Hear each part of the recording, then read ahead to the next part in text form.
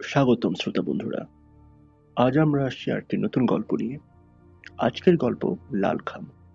লেখক হিমাদ্রি কিশোর দাশগুপ্ত। গল্পের সূত্রধর ও police officer চরিত্রে মাশরাফি মোহাম্মদী।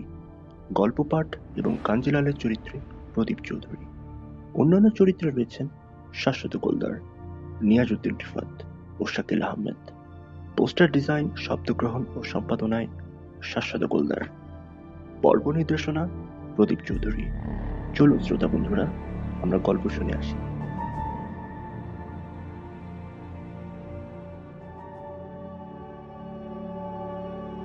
ঘরের চারপাশটা ভালো করে দেখে নিচ্ছিল সৌমেন।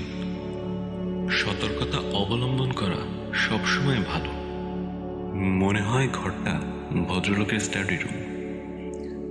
দেওয়ালের চারপাশ জুড়ে সারি সারি আলমারি, তাতে রাশি রাশি বই। ঘরের ঠিক মাঝখানে বড় একটা টেবিল, তার একপাশে প্রফেসরের রিভলভিং চেয়ার, অন্য পাশে পাশাপাশি তিনটে চেয়ারে সৌমেন, মাধব ও কৈলাস পাশাপাশি বসে আছে। মাথার উপর সিলিং ফ্যানের শব্দ ছাপিয়ে মাথার পাশে জানলা দিয়ে অন্য একটা শব্দ ভেসে আসছে, সম্ভবত জলোচ্ছ্বাসের শব্দ। পাহাড়টা জানালা দিয়ে চোখে পড়ছে। জবলপুর, ডাবল রকের কাছেই এই জায়গাটা। কৈলাস ছাড়া সৌমেন বা মাধব জায়গাটা আগে দেখেনি। আগেই কি একটা কারণে কৈলাস একবার এই জায়গাটাতে এসেছিল। এখানে আসার প্ল্যানটাও তারই। আজ সকালেই তারা তিনজন এখানে এসে পৌঁছেছে। এক সময় কৈলাস সন্দেহজনকভাবে বলল, কি রে সৌমেন, চাকরটা তো বলে গেল বাবু এক্ষুনি আসছেন। 10 মিনিট হয়ে গেল। কেন যে তুই এই লোকটার সঙ্গে এই ভর দুপুরে দেখা করতে এলি কে জানে বাবা। 3 রাত্রি ঘুমোইনি, ঘুমোলে কাজ দিত। চাপা স্বরে সৌমেন বলল, যে বাড়িতে উঠলাম তার মালিককে একটু বাজিয়ে নেওয়াই ভালো। তেমন হলে ডেরা পাল্টাতে হবে। এই লোকটা কি করে বলতো? নেম প্লেটে কি যেন একটা ইংরেজিতে লেখা ছিল দেখলাম, ইংরেজিটা পড়তে পারলাম না। ওর নেম প্লেটে দেখলাম এই লোকটা প্যারাসাইকোলজিস্ট, বাংলায় যাকে বলে পরামনোবিদ। এরা শুনছি টেলিপ্যাথি, থট রিডিং এসবের মাধ্যমে মানুষের মনের খবর জানতে পারে, ভূত ভবিষ্যৎ বলে দিতে পারে। আমি একটা ইংরেজি বইয়ে পড়েছি এদের কথা, যদিও ব্যাপারটা ঠিক আমার বিশ্বাস হয় না। বিজ্ঞানও ব্যাপারটার মান্যতা দেয় না। কথাটা শুনে কৈলাস বলল, যাক, আর পাণ্ডিত্য ফলাতে হবে না তোকে। আমি না হয় পড়াশোনা করিনি, কিন্তু তুই তো MA পাস করেও শেষ পর্যন্ত। কথাটা শেষ করতে পারল না কৈলাস।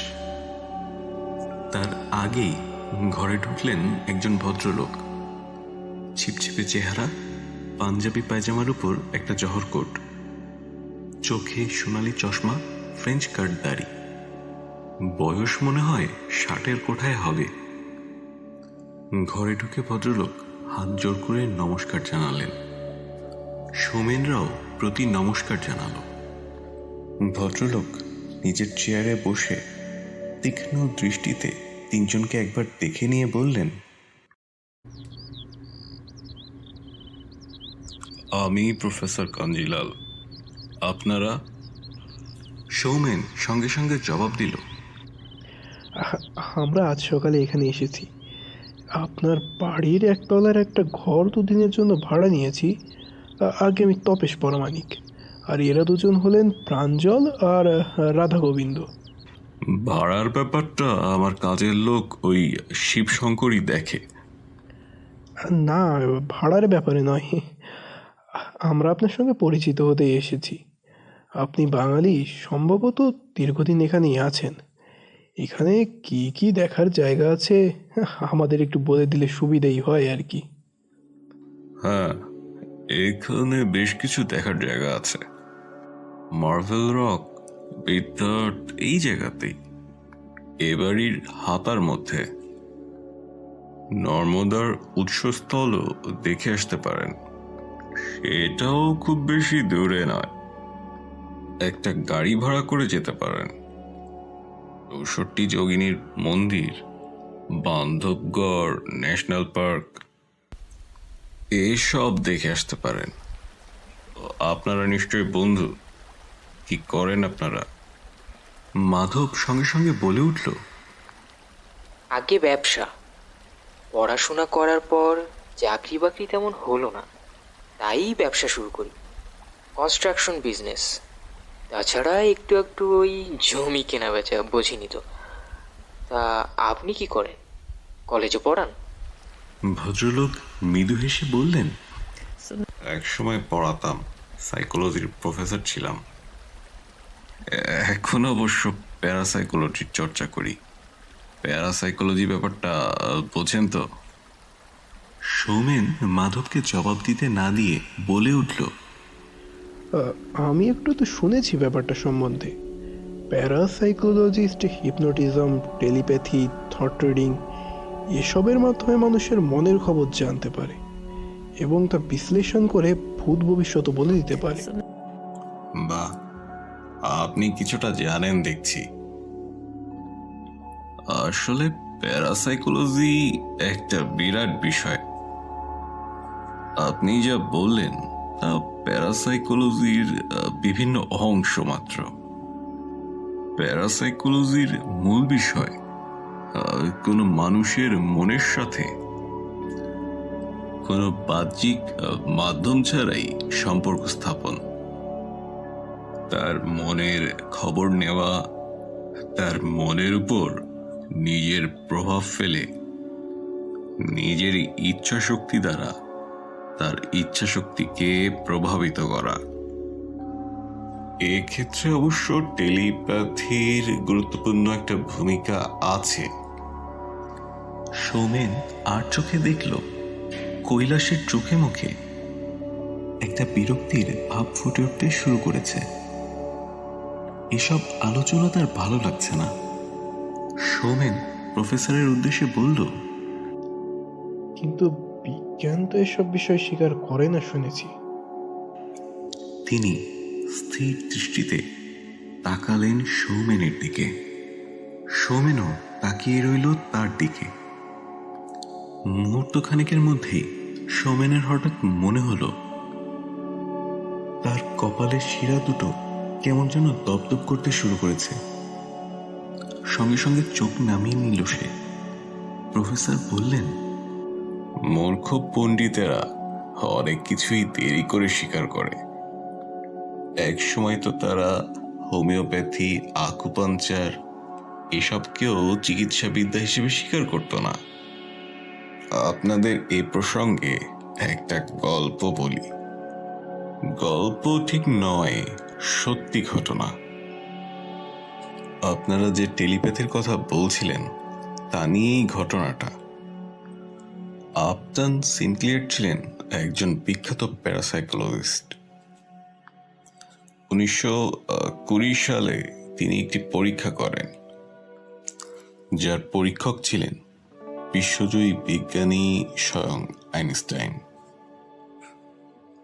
দূরবর্তী শহরে থাকা তার স্ত্রী মেরির সাথে সিনক্লিয়ার টেলিপ্যাথির মাধ্যমে মানসিক সম্পর্ক স্থাপন করেন।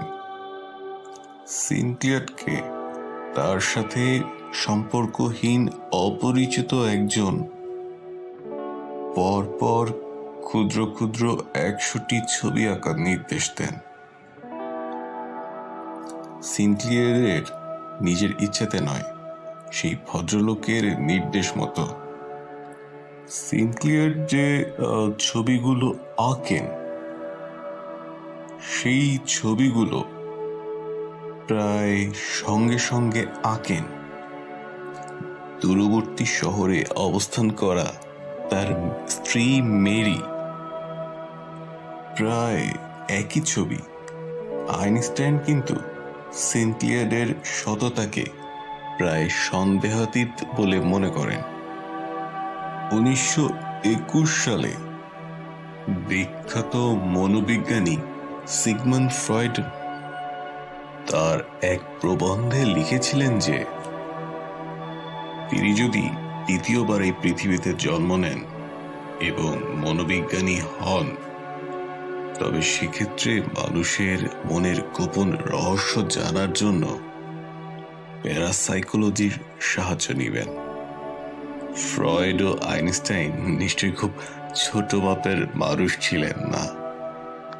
তার কথা শুনে মাধব বলে উঠল, তার মানে আপনারা মানুষের চিন্তা ভাবনা বুঝতে পারেন, ইচ্ছে শক্তির দ্বারা তাকে নিয়ন্ত্রণ করতে পারেন।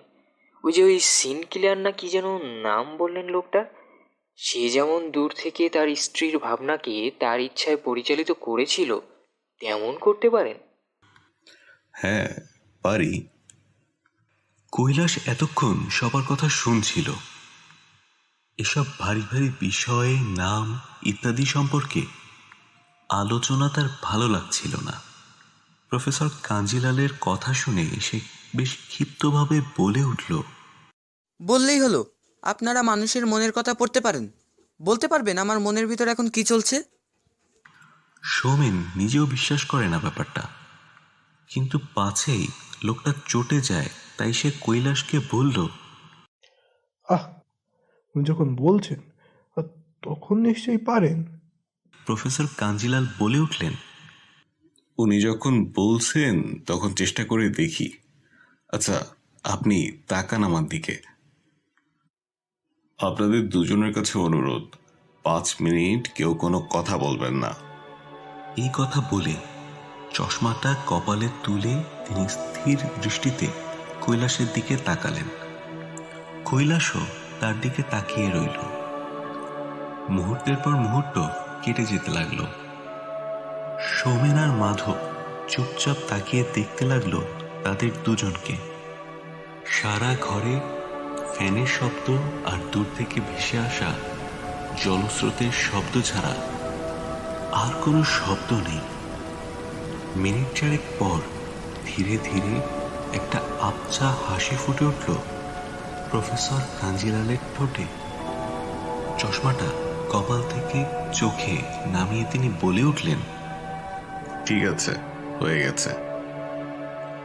কৈলাস তার ডান পাশের শিরায় হাত বোলাতে বোলাতে বলল, কি বুঝলেন বলুন? কাঞ্জিলাল প্রথমে তার কথার কোনো জবাব দিলেন না। টেবিলের ড্রয়ার থেকে একটা লাল খাম এবং একটা কাগজ বের করে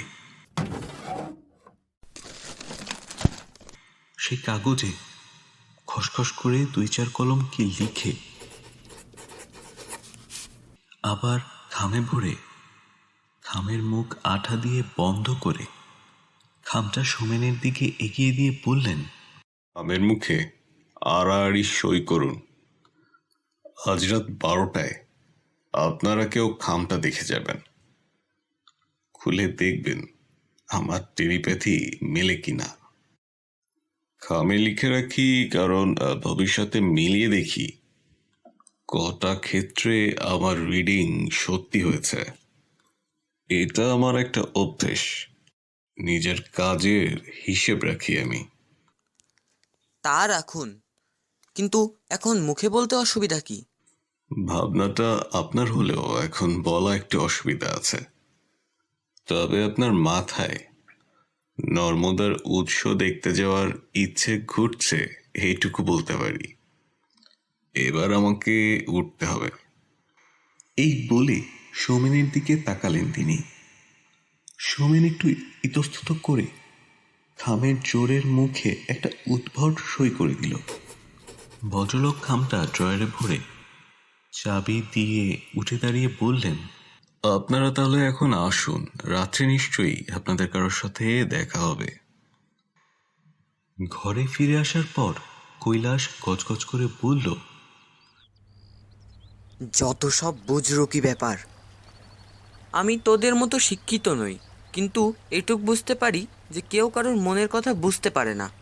তবে লোকটার চোখের দিকে একটানা তাকিয়ে থাকতে থাকতে কপালের শিরাগুলো কেমন দপদপ করছিল। এতক্ষণ কারোর চোখের দিকে তাকিয়ে থাকিনি। এই লোকটা যে বললো তোর অমরকণ্ট, মানে ওই যেখান থেকে নর্মদার উৎপত্তি, সেই জায়গাটা দেখার ইচ্ছে আছে। তা তখনও কি তাই ভাবছিলি নাকি? সে অনেক চিন্তাই তো মাথায় ঘুরছিল। লোকটা আন্দাজে একটা ঢিল ছুড়ল, লেগে গেল। যেসব ট্যুরিস্ট এখানে আসে তারা সবাই ওই জায়গা দেখতে যায়। ওই জায়গার কথা সবার মাথার মধ্যেই ঘুরপাক খায়। আমাদেরও তো লোকটা সাধারণ ট্যুরিস্টই মনে করেছে। যাক, লোকটাকে তো দেখে আসা গেল। ওর দিক থেকে তেমন কোনো বিপদের আশঙ্কা নেই বলেই মনে হয়। লোকটা ওসব টেলিপ্যাথি নিয়েই থাকে। ওরা সাধারণত নিজেদের পড়াশোনার বাইরে অন্যদের ব্যাপার নিয়ে খুব একটা মাথা ঘামায় না। ব্যাপারটা আমিও বিশ্বাস করি না, তবে ওকে অবিশ্বাস করেছি বললে চটে যেতে পারে। না ঘামালেই ভালো। এই বলে সে তাকালো টেবিলের নিচে রাখা চামড়ার ব্যাগটার দিকে। ওর মধ্যেই তো গোল্ড বারগুলো আছে। মাধবও সেদিকে তাকিয়ে বলল, হ্যাঁ রে, কত টাকার মাল হবে রে? কৈলাস জবাব দিল, সুরাজমাল সেট তো বলেছিল 2 কোটি টাকার মাল। অবশ্য সে তখন জানতো না যে আমরা চোরের উপর বাটপাড়ি করব। ব্যাপারটা জানার পর সে কি করতে পারে বলে মনে হয়? আমাদের পেছনে অন্য কোনো লোক লাগাবে নাকি পুলিশের কাছে যাবে? সে নিজে পুলিশে জানাবে না, কারণ সোনাটা তো চোরাই সোনা। পুলিশের কাছে গেলে ও নিজেই ফেঁসে যাবে। ও যেটা করবে তা হলো কোনোভাবে আমাদের 3 জনের বিবরণ দিয়ে পুলিশকে জানিয়ে দেবে আমরা প্রচুর চোরাই সোনা নিয়ে কলকাতা ছেড়ে অন্য কোথাও যাচ্ছি। এতক্ষণে নিশ্চয়ই তা সে পুলিশকে জানিয়েও দিয়েছে। পুলিশও খোঁজাখুঁজি শুরু করে দিয়েছে নিশ্চয়ই। আচ্ছা, তোর কি মনে হয় ওই সুরাজমালের মুন্সি আমাদের চিনতে পেরেছিল? তুই তো দূরে বাইক নিয়ে দাঁড়িয়েছিলি, লোকটা ব্যাগ নিয়ে গলির মুখে আসতেই রিভলভারের তলা দিয়ে মাথার পেছনে মারতেই সে মাটিতে পড়ে অজ্ঞান হয়ে গেল। আমাদের মুখেও তো কাপড় বাঁধা ছিল। তাছাড়া রাত 1টাতে লোকও ছিল না রাস্তায়। লোকটা আমাদের চিনেছে কিনা তাতে কিছু আসে যায় না। সুরজমাল আমাদের ভালোভাবেই চেনে। সে নিজেই আমাদের দিয়েই বার কয়েক এই চোরাই সোনা ছিনতাই করিয়েছে। আমাদের খুঁজে না পেয়ে ঠিক সে বুঝে যাবে কাজটা আমরাই করেছি। এখানে আপাতত কয়দিন গা ঢাকা দিয়ে থাকি, তারপর এখান থেকে মুম্বাই যাব। সেখানে আমার একজন পরিচিত সেট আছে যে এইসব মাল কেনে। তবে আমরা যদি 3 জন না হয়ে 2 জন হতাম না, ভাগ বাটোয়ারাটা সুবিধা হতো। 2 জনে 1 কোটি 1 কোটি করে পেতাম। তার মানেটা কি? আমরা 3 জন, 2 জন হবো কেন? আরে ওই যে বললাম না, ভাগের সুবিধা হতো। জবাবে মাধব কিছু একটা বলতে যাচ্ছিল, কিন্তু সেই সময় বাইরে একটা গাড়ি থামার শব্দ হলো।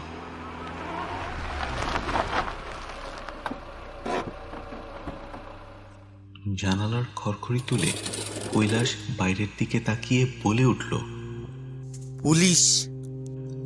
ঘরের একটাই দরজা, বেরোতে হলে পুলিশের সামনে দিয়েই বেরোতে হবে। পালানোর কোনো উপায় নেই। পুলিশ যে এত তাড়াতাড়ি তাদের কাছে পৌঁছে যাবে তার ধারণা ছিল না তাদের। জানলার ফাঁক দিয়ে তারা দেখতে লাগলো পুলিশকে। পুলিশের অফিসার কিছুক্ষণ কেয়ারটেকার শিবশঙ্করের সাথে কথা বলল, তারপর সোজা এগিয়ে আসতে লাগলো সৌমেনদের ঘরের দিকে।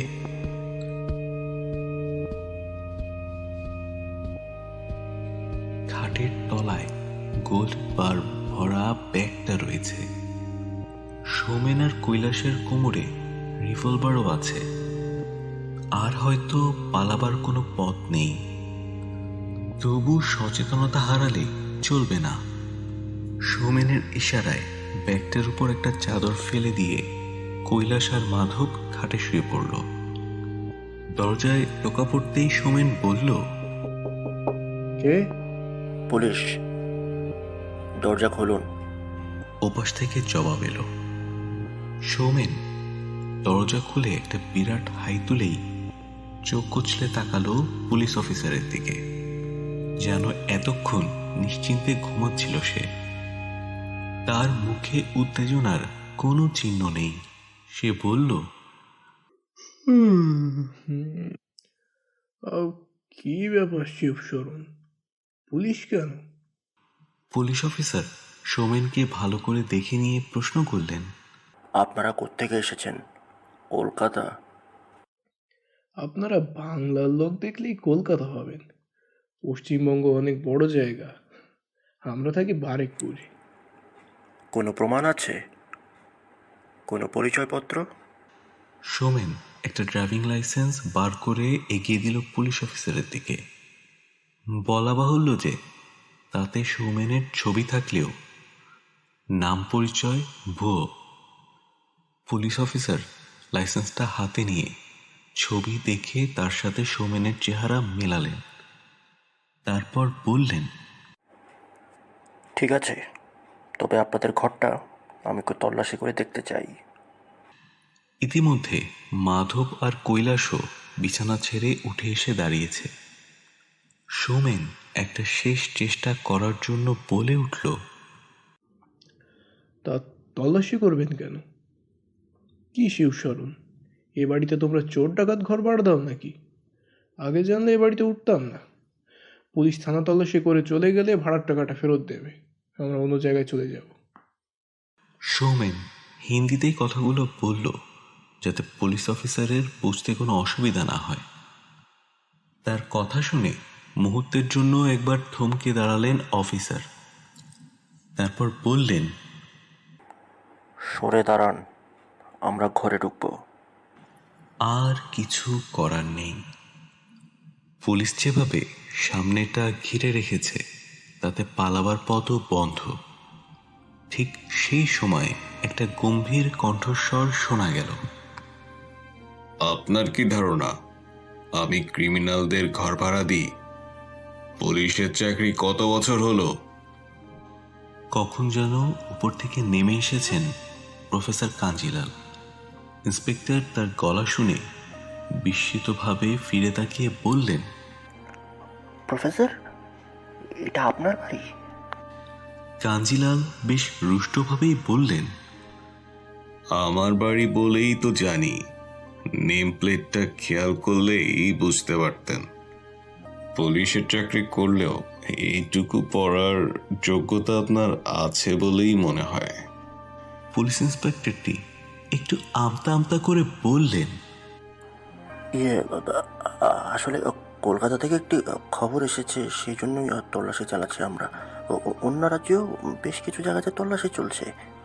কোথায় কি হচ্ছে জানি না, আমার জানার দরকারও নেই। শুধু এইটুকু বলি, এনারা সব ভদ্রলোক। তল্লাশি নিতে হয় নিন। আমার বাড়িতে তল্লাশি করার ওয়ারেন্ট আপনার আছে কিনা জানি না। 30 বছর এ বাড়িতে আছি, কিন্তু কোনোদিন পুলিশ ঢোকেনি। আপনার সাথে এরপর আমার আদালতে দেখা হবে। ভদ্রলোক কথাগুলো এমনভাবে বললেন যে থমকে গেল অফিসার। তিনি কয়েক মুহূর্ত তাকিয়ে রইলেন প্রফেসর কাঞ্জিলালের চোখের দিকে। তারপর উপস্থিত পুলিশ কর্মীদের উদ্দেশ্যে বললেন, চলো সবাই গাড়িতে ওঠো। সৌমেনের যেন মনে হলো গাড়িতে উঠে টুপি খুলে কপালের শিরায় একবার হাত বুলালেন সেই অফিসার। পুলিশের গাড়ি এ বাড়ির চৌহদ্দি থেকে বেরিয়ে যেতেই প্রফেসর কাঞ্জিলাল সৌমেনদের উদ্দেশ্যে বললেন, ওরা ওরকমই, আসল অপরাধীকে না ধরে নিরীহ লোকদের বিরক্ত করে। তবে এ ব্যাপারটা মন থেকে মুছে ফেলুন, বুঝলেন? শুনুন, আজ তো পূর্ণিমা, আজকে একবার মার্বেল রকটা দেখে আসুন। চাঁদনি রাতে জায়গাটা অপূর্ব লাগে। আমার বাড়ির পেছন দিয়েও একটা পথ আছে সেদিকে যাওয়ার। মানে ওই শিবশঙ্কর আজ রাতে আবার বাড়ি থাকবে না, নইলে ওকেও আপনাদের সাথে পাঠাতাম। তবে সোজা পথ, চাঁদের আলো থাকবে, আপনাদের কোনো অসুবিধা হবে না, বুঝলেন? এই বলে ভদ্রলোক সিঁড়ি দিয়ে উপরে উঠে গেলেন। সৌমেন দরজাটা বন্ধ করে দিল। ঘাম দিয়ে যেন জ্বর ছাড়ল তাদের। একটু ধাতস্থ হবার পর মাধব বলল, লোকটার জন্য কিন্তু এবার কপাল জোরে বেঁচে গেলাম, নইলে কিন্তু ওই মাল সমেত ধরা পড়তাম তিনজনই। একটা কাজ করা যেতে পারে। কাঞ্জিলাল যে জায়গার কথা বলে গেল সে জায়গাতে আমি গেছি। জলের মধ্যে অনেক বড় বড় পাথরের খাঁজ আছে ওখানে। পাথরের দেয়ালেও অনেক ফোকর আছে। তার মধ্যে লুকিয়ে রাখা যেতে পারে ব্যাগটা, কেউ টের পাবে না। ব্যাপারটা ভেবে দেখা যেতে পারে, তবে ওই জায়গা সত্যি কতটা নিরাপদ দেখতে হবে। আমার আর সময় নেই, তো জায়গাটা দেখাই নেই, আগে দেখি। মাধব, তুই একটা কাজ কর, ভদ্রলোককে কৃতজ্ঞতা জানাবার জন্য একবার উপরে যা, আর সেই ছুতোয় জেনে আসবি যে রাতে ওখানে কোনো পুলিশ বা গাড়ি থাকে কিনা। মাধব সৌমেনের কথা শুনে ঘর থেকে বেরিয়ে উপরে উঠল। সেই ঘরটাতেই আবার এসে বসেছিলেন কাঞ্জিলাল। তার হাতে একটা কাগজ, পেন আর খাম। সম্ভবত কিছু লিখতে এখানে আবার এসে বসেছেন তিনি। মাধবকে দেখে তিনি বললেন, বসুন। মাধব তার মুখোমুখি বসে বলল, মানে আপনি যেভাবে আমাদের পুলিশের হুজ্জুতি থেকে বাঁচালেন, সেজন্য আপনাকে ধন্যবাদ জানাতে এলাম। বেড়াতে এসে ঝামেলায় জড়ালে খুব মুশকিল। আচ্ছা, আপনি তো আমাদের ওই রাতের বেলায় মার্বেল রক দেখতে যেতে বলছেন, তা বলছিলাম ওখানে কোনো গার্ড থাকে না? তারা রাতের বেলায় যেতে দেবে তো আমাদের? যে দিক দিয়ে ট্যুরিস্টরা যায় সেখানে থাকে। অ্যাক্সিডেন্টের ভয় রাতে ট্যুরিস্টদের যেতে দেওয়া হয় না। তবে আপনারা যে পথে যাবেন সেদিকে কেউ থাকে না। এই বলে তিনি স্থির দৃষ্টিতে তাকালেন মাধবের দিকে। মাধবের মনে হলো কেমন যেন উজ্জ্বল হয়ে উঠেছে লোকটার চোখ দুটো। কি অস্বস্তিকর সেই দৃষ্টি! মাধব যেন চেষ্টা করেও অন্যদিকে চোখ ফেরাতে পারছে না। কপালের শিরা দুটো যেন জ্বলে যাচ্ছে মাধবের। এরপর অবশ্য সব স্বাভাবিক হয়ে গেল। ভদ্রলোক চোখ নামিয়ে কাগজে কি সব লিখে তা খামে ভরে ড্রয়ারে রেখে উঠে দাঁড়ালেন। মাধব ঘরে ফিরে এসে বলল, লোকটা বলল যে দিকটাতে যাব সেই পথে কেউ থাকে না। তবে এই লোকটার দেখানোটা সত্যি কেমন একটা অস্বস্তিকর যেন। এবারও দেখলাম লোকটা কাগজে কি একটা লিখে সেটা আগের মতোই খামে পড়ে রাখলো। মাধবের কথা শুনে কৈলাস দাঁত বের করে হেসে বলল, হয়তো এবার তোর মনের খবর লিখছিল। ফালতু কথা রাখ, ব্যাগটা নিয়ে এখন কি করা যায় সেটা বল। এই তো বললাম, ওখানে রেখে আসা যাবে পাথরের খাঁজে। তাহলে জায়গাটা আগে একবার গিয়ে দেখে আসা যাক। সৌমেন একটু সতর্ক হয়ে বলল, কিন্তু একই জায়গাতে বারবার গেলে লোকের চোখে পড়ে যেতে পারি। হতে পারে ওখানেও পুলিশের চর ঘুরে বেড়াচ্ছে, তিনজনকেই বামাল সমেত ধরে ফেলতে পারে। কাঞ্জিলাল তো তখন সবার সামনে গিয়ে হাজির হবেন না। সবাই গেলে লোকের চোখে পড়ার সম্ভাবনা বেশি। কেউ হয়তো আবার আমাদের মতোই চোরের উপর বাটপাড়ি করলো। একজনের এ বাড়িতে থাকা দরকার। তিনজন একসাথে ধরা পড়ার থেকে একজন বাইরে থাকলে সে অন্য দুজনকে বাঁচাবার জন্য কিছু একটা করতে পারবে। একটা কাজ করা যাক, কৈলাস ওই জায়গাটা আগে থেকেই চেনে, তাই কৈলাসকে তো নিয়ে যেতেই হবে। আর আমি নয় সঙ্গে যাই। না না না না না না, গেলে আমিই কৈলাসের সাথে যাব। মাধব, তুই কি আমাদের অবিশ্বাস করছিস? সোমেন, এজন্যই তোকে বলেছিলাম আমরা দুজন থাকলে সব দিক থেকে সুবিধা হতো। অবিশ্বাসী লোক নিয়ে এসব কাজ করা যায় না। আমাকে তাহলে না নিলেই হতো। এসব কারবারে কেউ কাউকে বিশ্বাস করে না। ওই সুরজমাল সেটাও তো আমাদের বিশ্বাস করে আমাদের সামনে এই কথাটা আলোচনা করেছিল নাকি? তার মানে তুই স্পষ্টই বলছিস যে আমাদের তুই বিশ্বাস করিস না? কৈলাসের ডান হাতটা চলে গেল তার কোমরের কাছে। ওখানে জামার নিচে তার পিস্তলটা রাখা আছে। এটা নিজেদের মধ্যে ঝগড়া করার সময় নয়, সবারই ক্ষতি হয়ে যেতে পারে তাতে। সৌমেনরা না পারলেও এর আগে মানুষ মেরেছে সে। ব্যাপারটা এখনই থামাতে হবে। কাজেই সৌমেন তাদের দুজনের মাঝখানে দাঁড়িয়ে পড়ে বলল, এসব কি হচ্ছে? হ্যাঁ, তোদের দুজনের মাথা খারাপ হয়ে গেল নাকি? ঠিক আছে, ঠিক আছে, আমি বাড়ি থাকবো, তোরা দুজনে যাবি। আর একটু ধমক টমক দিয়ে সৌমেন দুজনকে শান্ত করল। তারপর বলল, তবে গোটা 4-5 বাটা আলাদা করে সরিয়ে রাখবো। এই লাখ 10 মতো মাল, এটুকু জিনিস নিজের কাছে রাখতে অসুবিধা হবে না। আসলে ব্যাগটার যদি কিছু হয়ে যায় তবে কিছুটা সান্ত্বনা তো থাকবে। হ্যাঁ, এটা ভালো কথা। 4-5টা টুকরো সরিয়ে রাখাই ভালো। সব একসাথে খোয়া যাবে না তাহলে। কৈলাসও সম্মত হলো তাদের কথায়।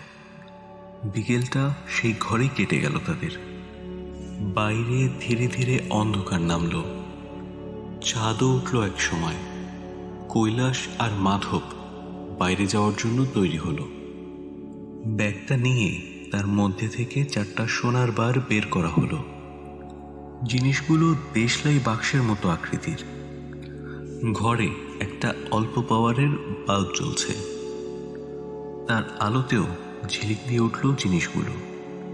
ওই 4টা বার অন্য একটা ব্যাগে রেখেই সেই ব্যাগটাকে খাটের তলায় চালান করে আসল ব্যাগটা নিয়ে বেরিয়ে পড়ল মাধব আর কৈলাস।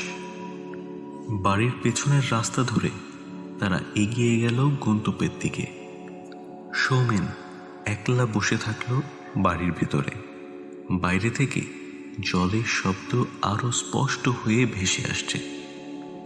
জায়গাটায় যেতে পারলে ভালো হতো, কিন্তু মাধবের জন্য যাওয়া হলো না তার। একথা ভাবতে ভাবতে সৌমেনের এক সময় মনে হলো, আচ্ছা, মাধবের কথাই কি ঠিক? এ লাইনে পরস্পরকে বিশ্বাস করাটাই কি দস্তুর? এই তো আমি একা বসে আছি, তাহলে এমনও তো হতে পারে যে মাধব আর কৈলাস দুজন যেতে যেতে নিজেদের মধ্যে একটা সমঝোতা করল, তারপর আমাকে ফাঁকি দিয়ে ব্যাগটা নিয়ে তারা দুজনে হাওয়া হয়ে গেল। কথাটা মাথায় আসার সঙ্গে সঙ্গে উঠে দাঁড়ালো সৌমেন। ঘরের ভেতর পায়চারি করতে লাগলো সে যতই এই দুর্ভাবনাকে মন থেকে সরাতে চেষ্টা করল, ততই যেন ভাবনাটা চেপে ধরতে লাগলো তাকে। কানে বারবার বাজতে লাগলো মাধবের সেই কথাটা। সৌমেনের এরপর মনে হতে লাগলো, না, ঘরে বসে থাকা তার ঠিক হচ্ছে না। মাধব তো স্পষ্টই বলেছে সে কাউকে বিশ্বাস করে না। কৈলাসের যা ব্যাপার, সে টাকার লোভে সবকিছুই করতে পারে। তার বাইরেটা আসলে হয়তো একটা মুখোশ। বিশ্বাস ভঙ্গের ব্যাপারে সেও কম যায় না। তারা যদি তাকে অবিশ্বাস করে, তাহলে সৌমেন তাদের অবিশ্বাস করবে না কেন? তারপর সে ভাবল, একটা কাজ করলে হয়। লুকিয়ে তাদের অনুসরণ করে তাদের কার্যকলাপ দেখা যেতে পারে।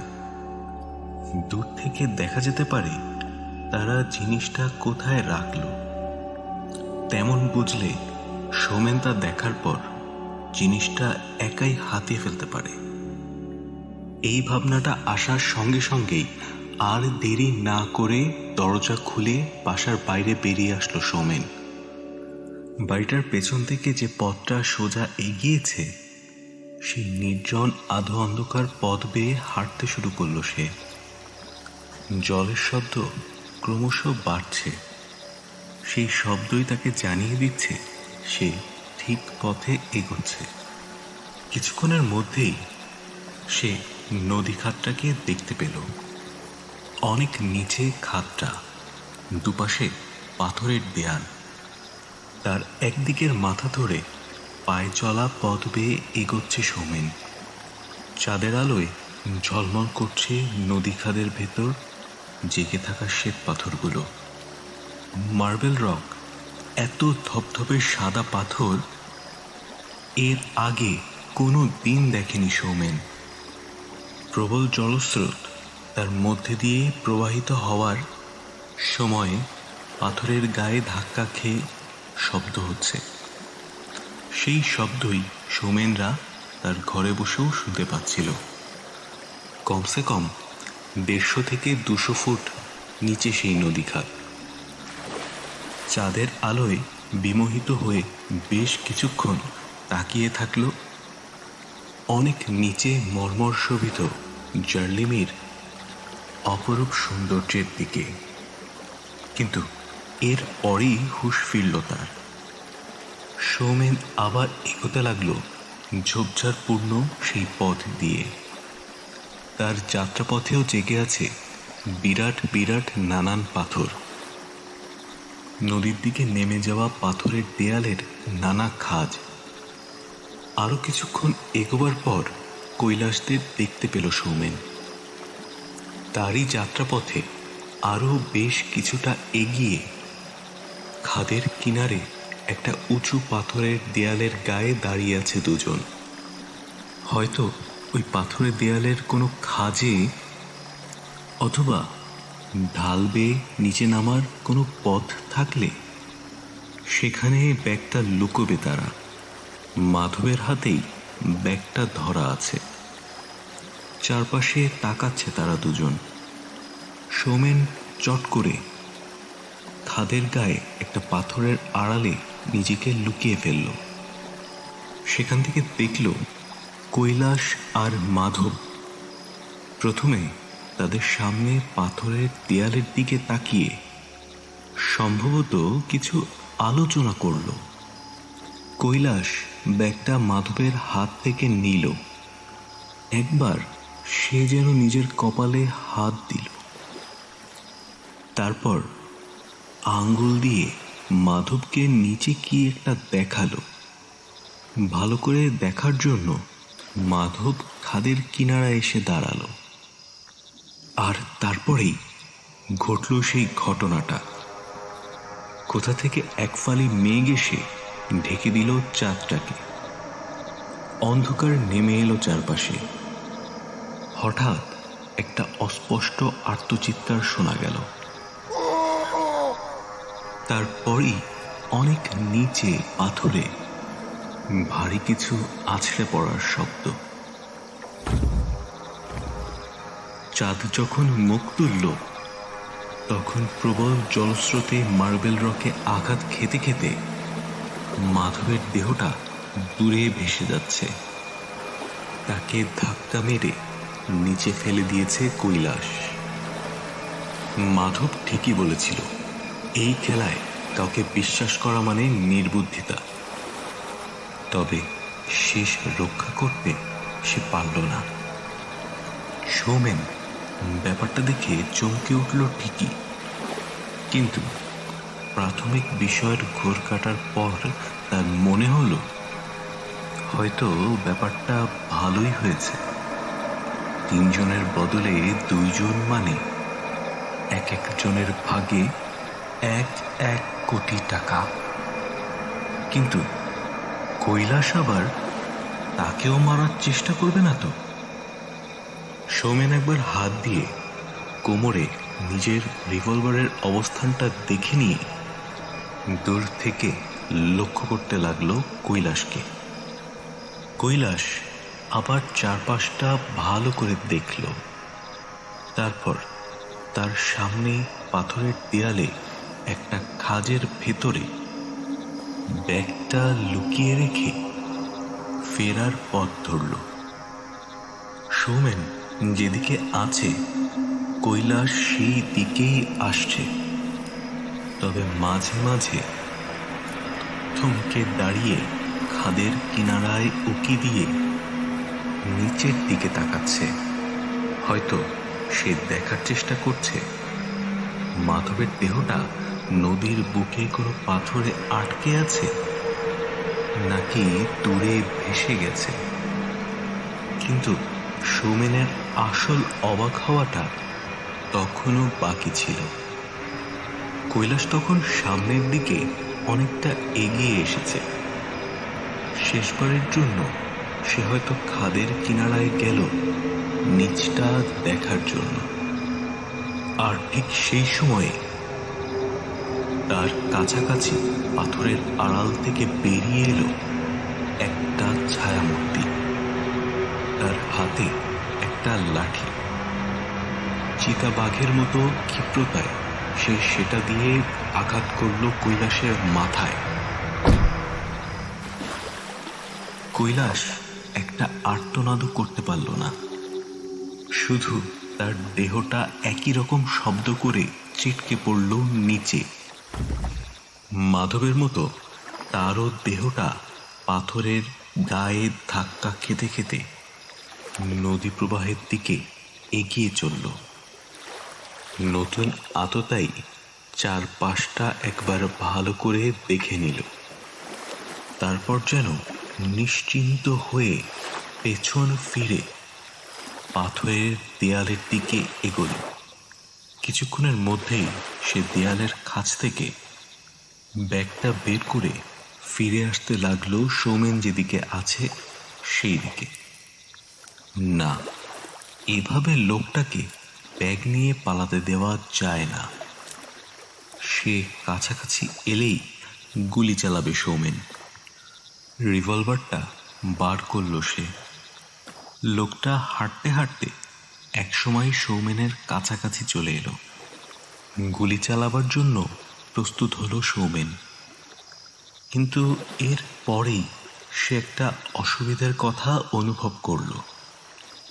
লোকটা একদম খাদের ধার ঘেঁষে হাঁটছে। গুলি চালালে সে ব্যাগ শুদ্ধ ছিটকে পড়তে পারে নিচে। সেক্ষেত্রে ব্যাগটাও নদীর জলে ভেসে যেতে পারে। নদীর জলে প্রচণ্ড স্রোত। তাছাড়া গুলির শব্দ নিশ্চয়ই পাথরের দেয়ালে প্রতিধ্বনিত হবে। অনেক লোকের কানে যেতে পারে সেটা। অন্যদিকে থাকা গার্ডেরা শব্দ অনুসন্ধান করে দৌড়ে আসতে পারে। তাহলে কি করা যায় এখন? এই কথা ভাবতে ভাবতেই লোকটা সৌমেনের কয়েক হাতের মধ্যেই চলে আসলো। চাদর মুড়ি দেওয়া থাকলেও চাদরটা হয়তো বাতাসে খানিকটা সরে গিয়েছিল। চাঁদের আলোতে এক ঝলকের জন্য সৌমেন দেখতে পেল লোকটার মুখ। হতভম্ব হয়ে গেল সে। আরে, এ যে প্রফেসর কাঞ্জিলাল। তাহলে কি সত্যি টেলিপ্যাথির মাধ্যমে কৈলাস বা তাদের কারো মনের কথা জেনে গিয়েছিল সে? লোকটা কি বুঝতে পেরেছিল তারা সোনা নিয়ে এসেছে? টেলিপ্যাথির মাধ্যমে কি সে কৈলাসকে পরিচালিত করল মাধবকে ধাক্কা দেওয়ার জন্য? মাধবকে ধাক্কা দেওয়ার আগে একবার কপালে হাত দিয়েছিল কৈলাস, ঠিক যেমন গাড়িতে ওঠার সময় পুলিশ অফিসার নিজের কপালে হাত দিয়েছিল। সেই রকম ব্যাগ শুদ্ধ সোনা আত্মসাৎ করার জন্য তার উপরও কি মানসিক প্রভাব খাটিয়েছিল প্রফেসর কাঞ্জিলাল? তাকেও কি তাহলে ফিরে যেতে বাধ্য করেছিলেন তিনি? কিন্তু বিজ্ঞানের যুগেও কি এসব সম্ভব? তাহলে কি প্যারাসাইকোলজি সত্যি একটা বিজ্ঞান? এরপর একটা সত্য অনুভব করল সৌমেন। সোনাগুলো আত্মসাৎ করার জন্য কাঞ্জিলালের পথের কাঁটা একমাত্র সৌমেনই হয়েছে। লোকটা নিশ্চয়ই তাকেও পৃথিবী থেকে সরিয়ে দেওয়ার চেষ্টা করবে। তার আগেই কাঞ্জিলালকে পৃথিবী থেকে সরিয়ে দেওয়া প্রয়োজন। তাতে প্রাণটাও বাঁচবে আর সোনাগুলোরও কোনো দাবিদার থাকবে না। তবে সৌমেন ঠিক করল কাজটা সে কাঞ্জিলালের বাড়িতে গিয়েই করবে, এখানে নয়। বাড়ি ফেরার পথে সে নিরাপদ দূরত্বে থেকে অনুসরণ করলো কাঞ্জিলালকে। অনুসরণ করতে করতে সৌমেন খালি ভাবতে লাগলো, এও কি সম্ভব? লোকটা কি সত্যিই পাঠ করতে পেরেছিল কৈলাস বা তাদের কারো মনের কথা? সেজন্যই কি তার চোখের দিকে তাকালে অস্বস্তি হচ্ছিল, কপালের রগটা ধপধপ করছিল? একসময় বাড়িটার কাছে পৌঁছে গেল তারা দুজনই। পেছনের একটা সিঁড়ি বেয়ে কাঞ্জিলাল উপরে উঠে যাওয়ার পর সৌমেনও সন্তর্পণে বাড়িতে প্রবেশ করল। সৌমেন প্রথমে ঢুকলো তাদের ঘরে। সোনার 4টে বারও তাকে নিতে হবে। ছোট ব্যাগটা নেওয়ার জন্য সৌমেন খাটের তলায় ঢুকল। ব্যাগটা নিতে গিয়ে খাটের নিচে পাটাতনের গায়ে আধো অন্ধকারে একটা জিনিস চোখে পড়ল তার। সেটা মাইক্রোফোনের মতো দেখতে। কাঞ্জিলাল কি তাহলে গোপন মাইক্রোফোনে এই ঘরের লোকদের কথাবার্তা শোনেন? এখন অবশ্য সেসব কিছু ভাবার সময় নেই।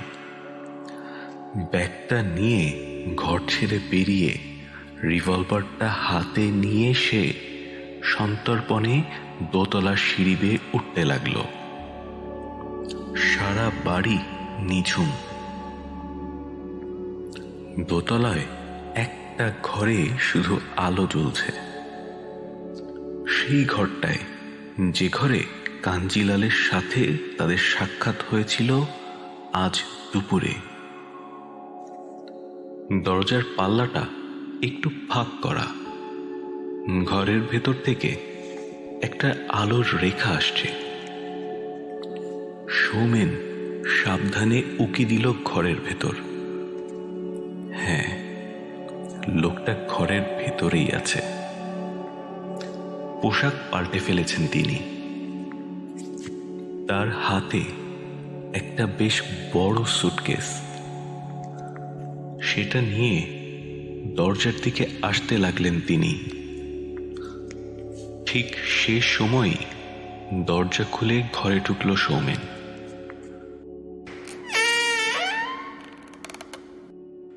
তাকে দেখে একটু যেন আশ্চর্য হয়ে প্রফেসর কাঞ্জিলাল বললেন, আপনি এখন কি ব্যাপার? আপনার সাথে শেষ সাক্ষাৎ করতে এলাম। তারপরই প্রফেসর কাঞ্জিলালের নজর পড়ল সৌমেনের হাতে ধরা রিভলভারের উপর। তিনি মুখে কিছু না বলে চশমাটা খুলে তাকালেন সৌমেনের দিকে। কি অদ্ভুত সেই দৃষ্টি! সে দৃষ্টি যেন গ্রাস করে নিচ্ছে সৌমেনের সমস্ত সত্তাকে। তার মনের গোপনতম কুঠুরিতে যেন তীক্ষ্ণ টর্চের আলো ফেলে দেখার চেষ্টা করছে সেখানে কে লুকোনো আছে। সৌমেনের ভাবনাগুলোকে যেন ওই চোখ দুটো ফালা ফালা করে ছিঁড়ে ফেলছে। তার কপালের শিরা দুটো দপদপ করছে। রিভলভার ধরা হাতটা কেমন যেন অবাস হয়ে আসছে।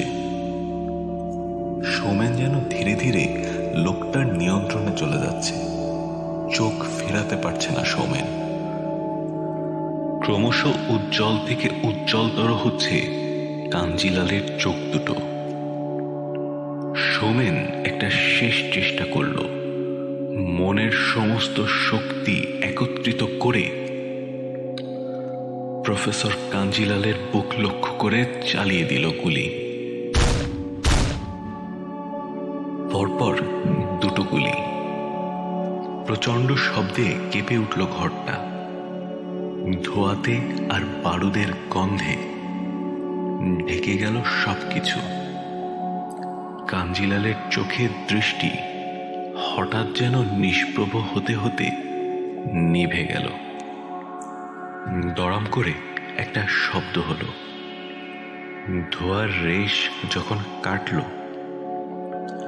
তখন সৌমেনের সামনে মাটিতে পড়ে আছে প্রফেসর কাঞ্জিলালের রক্তাক্ত নিস্পন্দন দেহ। সৌমেনেরও ধাতস্থ হতে বেশ কিছুটা সময় লাগল।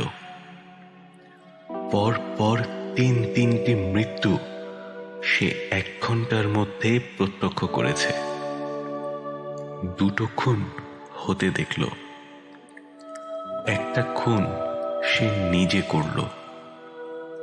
কাঞ্জিলালের হাত থেকে চাবিটা ছিটকে পড়েছিল মেঝেতে। সেটা কুড়িয়ে নিয়ে সুটকেসটা খুলতেই জামা কাপড়ের নিচ থেকে বেরিয়ে এলো সৌমেনদের সেই সুটকেসটা। সম্ভবত কাঞ্জিলাল বাড়ি ছাড়ার চেষ্টা করছিলেন। সৌমেন এরপর সেই ব্যাগটা টেবিলে রেখে কাঞ্জিলালের চেয়ারে বসল। মনটা শান্ত করার জন্য কিছুটা সময়ের প্রয়োজন। আর শিবশরণ বাড়িতে নেই। কাঞ্জিলাল সহ তার সঙ্গীরা মৃত।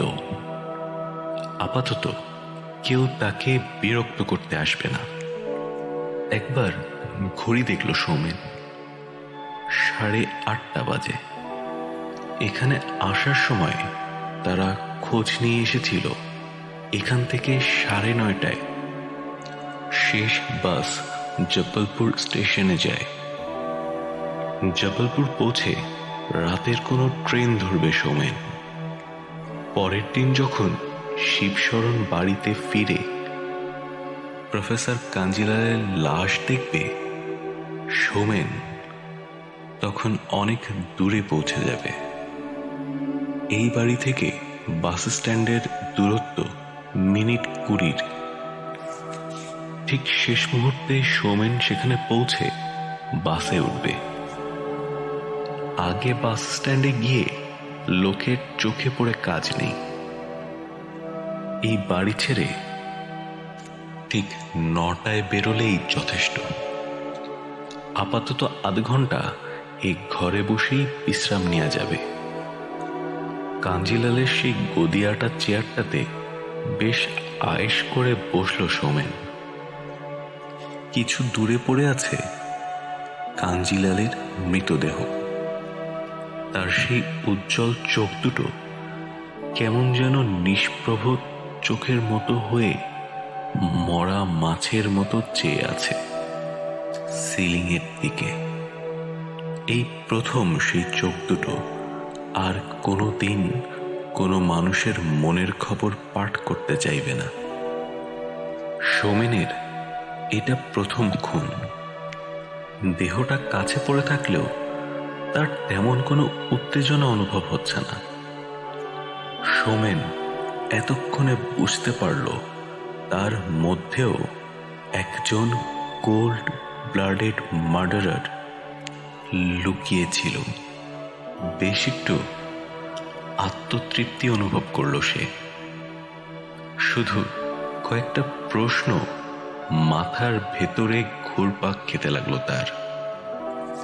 এরপরেই তার মনে পড়ল সেই খামটার কথা।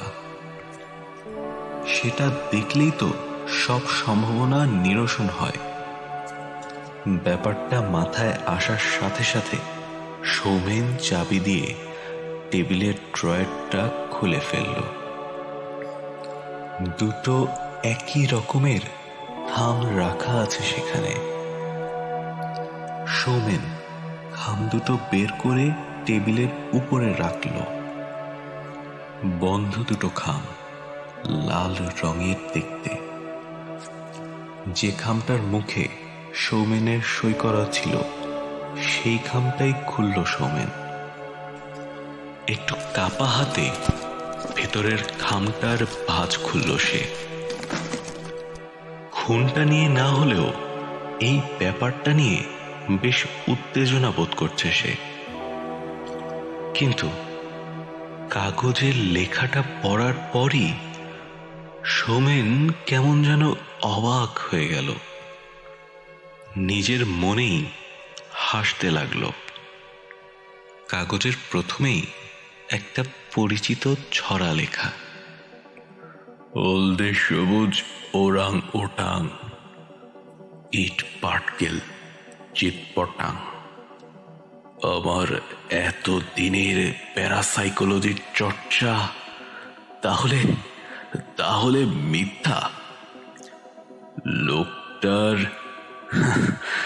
লোকটার মনের কোনো কথাই পড়তে পারলাম না আমি। লোকটা তবে সৌমেনদের ব্যাপারটা জানলো কিভাবে? তাহলে খাটের নিচে দেখা ওই জিনিসটা মাইক্রোফোনই হবে। ওর মাধ্যমেই নিশ্চয়ই ওদের কথা শুনছিল লোকটা। তারপর কৈলাসদের পিছু নিয়ে সুযোগের সদ্ব্যবহার করার চেষ্টা করেছিল। কিন্তু লোকটার ওই চোখ দুটো, সেই উজ্জ্বল চোখ, না, আসলে সেটা নিশ্চয়ই সৌমেনদের মানসিক দুর্বলতা। নানা কথা শুনিয়ে সৌমেনদের উপর মানসিক প্রভাব বিস্তার করেছিল লোকটা। উদ্ভট ভাবনা ঢুকিয়ে দিয়েছিল তাদের মাথায়। শেষ পর্যন্ত অবশ্য শেষ রক্ষা করতে পারল না। সৌমেনের কাছে হেরে গেল প্যারাসাইকোলজিস্ট প্রফেসর কাঞ্জিলাল। লোকটা জব্বর প্রতারণা করার চেষ্টা করেছিল। অবশ্য অস্বীকার করে লাভ নেই যে সৌমেনও বেশ ভ্যাবাচাকা খেয়ে গিয়েছিল ব্যাপারটাতে।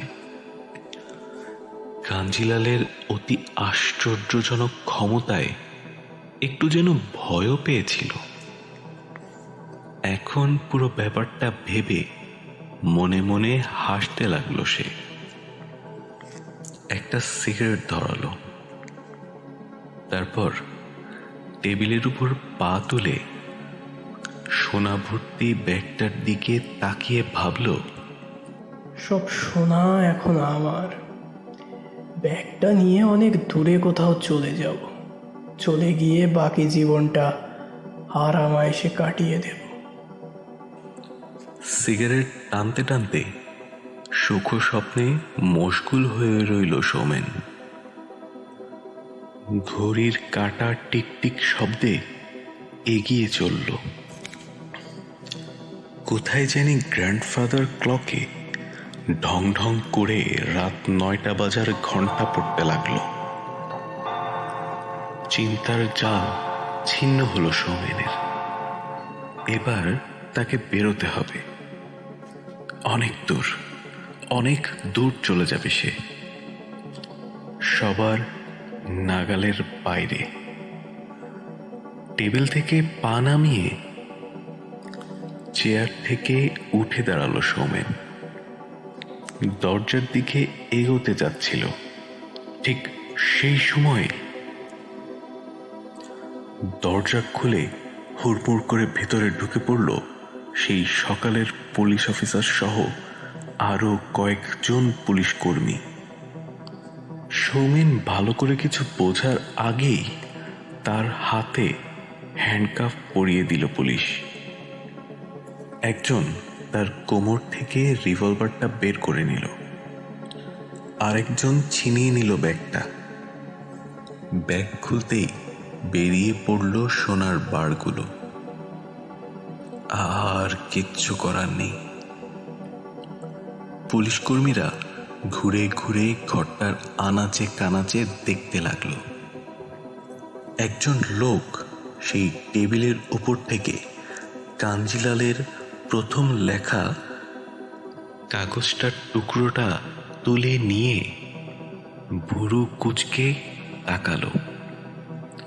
তারপর দ্বিতীয় খামটা তুলে নিয়ে তার মুখ ছিঁড়ে ভেতরের কাগজটা বের করল। কিন্তু সেই কাগজে চোখ বুলিয়ে বিস্মিত কণ্ঠে বলে উঠল, কথাটা শুনেই অফিসার সহ পুলিশ কর্মীরা তাকালো তার দিকে।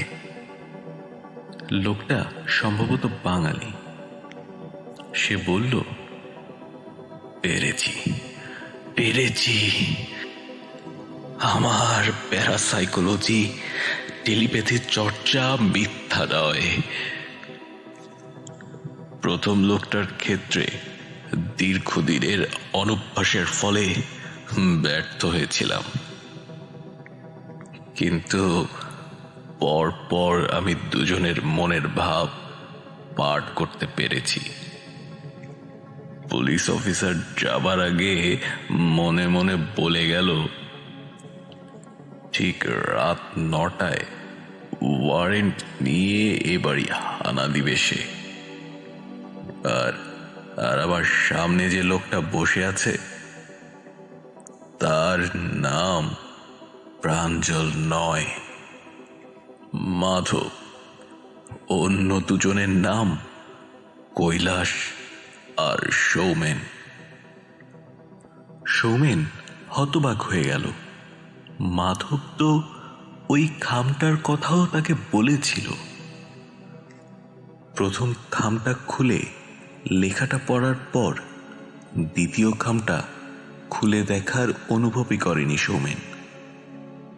অথচ হাতে তার সময় ছিল তখনও। খামটা যদি সে খুলে দেখত তাহলে পুলিশের নাগাল সে এড়াতে পারত। সৌমেন তাকালো কিছুটা তফাতে পড়ে থাকা কাঞ্জিলালের মৃতদেহের চোখের দিকে। তখন তার মনে হলো কাঞ্জিলালের ঠোঁটের কোণে আবছা একটা হাসি ফুটে উঠেছে। সেই হাসি ব্যঙ্গ করছে সৌমেনকে। চোখ দুটো এখন সৌমেনের প্রতি নিবদ্ধ। আবার জীবিত হয়ে উঠেছে সেই চোখ দুটো। তারা পাঠ করছে সৌমেনের মনের খবর। সৌমেনের কপালের পাশের শিরা দুটো দপদপ করতে শুরু করেছে। সৌমেন পুলিশ অফিসারের উদ্দেশ্যে বলে উঠল, প্লিজ প্লিজ, ওর ওর চোখগুলো ঢেকে দিন। ওই ওই দৃষ্টি আমি আর সহ্য করতে পারছি না। গল্পটি ভালো লাগলে অবশ্যই লাইক দিবেন এবং কোনো মতামত থাকলে কমেন্ট সেকশনে কমেন্ট করতে পারেন। আপনাদের বন্ধুদের মাঝেও শেয়ার করে দিন। আমরা খুব শীঘ্রই আরেকটি নতুন গল্প নিয়ে আসবো। ততদিনে ভালো থাকুন, সুস্থ থাকুন, নিরাপদে থাকুন, ওয়ার্ল্ড অফ সাসপেন্সের সাথেই থাকুন। ধন্যবাদ।